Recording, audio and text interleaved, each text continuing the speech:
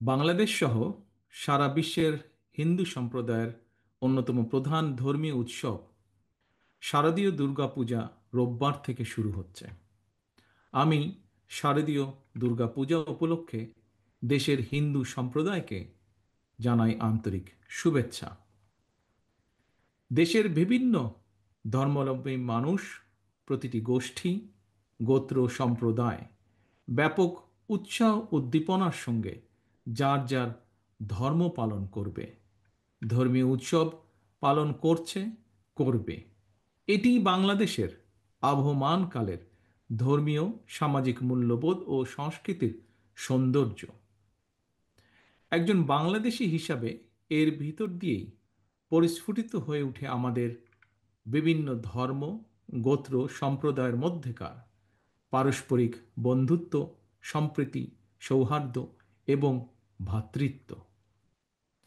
আমাদের রাষ্ট্র এবং সংবিধানে দল, মত, ধর্ম, বর্ণ নির্বিশেষে বিশ্বাসী, অবিশ্বাসী, সংশয়বাদী প্রতিটি মানুষের নিরাপত্তা বিধানের নিশ্চয়তা দেওয়া হয়েছে। সুতরাং বাংলাদেশের প্রতিটি নাগরিকের নিরাপত্তা বিধান করা রাষ্ট্রের দায়িত্ব। পবিত্র হাদিসেও এ ব্যাপারে নির্দেশনা রয়েছে। যে ব্যক্তি রাষ্ট্রের নিরাপত্তা প্রাপ্ত অমুসলিমকে নির্যাতন করে, তার অধিকার খর্ব করে, তাকে সাধ্যের অতিরিক্ত কাজ চাপিয়ে দেয় বা তাদের অসম্মতিতে ধন সম্পদ হরণ করে নেয়, এ ধরনের জুলুমের বিরুদ্ধে আমাদের প্রিয় নবী তার উম্মতদেরকে সতর্ক করে দিয়ে বলেছেন, কিয়ামতের দিন আমি সেই ব্যক্তির বিরুদ্ধে লড়ব।